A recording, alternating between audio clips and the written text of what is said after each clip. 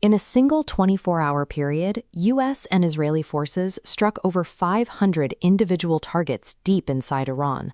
The local defense grid collapsed completely. And this was not an isolated breakdown.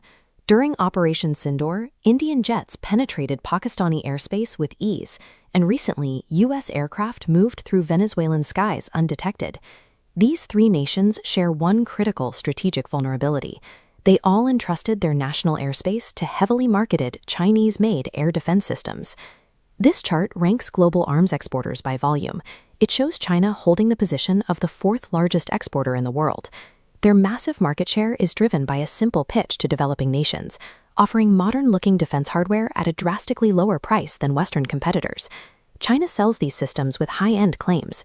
They market them as having advanced anti-stealth tracking and capabilities that rival elite Russian hardware. The specifications look flawless on a sales brochure, but the smoking craters across the Middle East show exactly what happens when those discount defenses face live fire. Modern warfare does not begin with a kinetic explosion. The first shots are fired invisibly, across the electromagnetic spectrum. Pakistan learned this during Operation Sindoor. Their military relied heavily on the Chinese-made YLC-8E radar to detect incoming Indian fighter jets.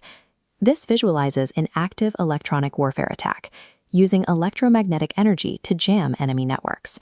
Indian forces flooded the spectrum.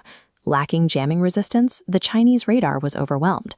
Its screens filled with static, blinding the entire Pakistani defense grid before a single physical weapon was deployed. Western militaries have spent decades adapting to and countering these specific electronic jamming tactics. China's domestic engineering lacks that real-world iteration. Without rigorous electronic shielding, a multi-million-dollar radar dish provides zero defense. It is simply a large metal target waiting to be destroyed. Look closely at China's HQ-9 surface-to-air missile system. Its underlying architecture is a direct, reverse-engineered imitation of this authentic Russian hardware, the S-400. China also practices strict export tiering. The Chinese military retains the fully functional, highest-grade technology for its own use, while deliberately stripping down the internal components of the units it sells abroad. Iran purchased what they were told was the upgraded HQ-9B variant. They paid for extended range and highly sensitive target seekers. When modern Western stealth aircraft actually entered Iranian airspace, those downgraded sensors failed to track them. The aircraft operated inside the threat ring completely unchallenged. Client states are paying for the visual aesthetic of military strength. When the missiles are actually needed, the internal hardware cannot perform. There is a persistent myth that a missile launcher operates entirely on its own. It cannot. This illustrates sensor fusion, combining data from satellites and long-range radars into a real-time feed that guides a missile. But buyers like Pakistan face a critical flaw. They purchased the launchers, but lack the massive satellite constellations required to feed them target coordinates. It is identical to buying a top-of-the-line smart TV for a house without a Wi-Fi connection. The hardware powers on, but receives no signal. China exports the localized launch tubes while withholding the broader sensor ecosystem. Without an advanced space program guiding them, the defense network is permanently crippled. Chinese defense systems look impressive in pristine, highly scripted military exercises and brightly lit expo halls. They have never been forced to survive a complex, unpredictable attack. Contrast that record with U.S. and Russian air defense networks.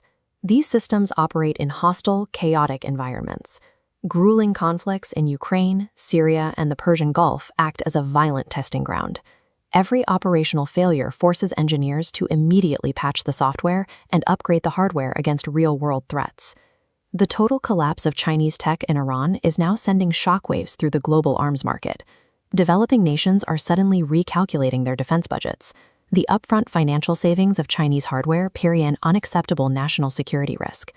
Defense analysts are tracking a shift in global demand back toward combat-proven Western defense networks, where field reliability is a documented fact rather than a marketing promise.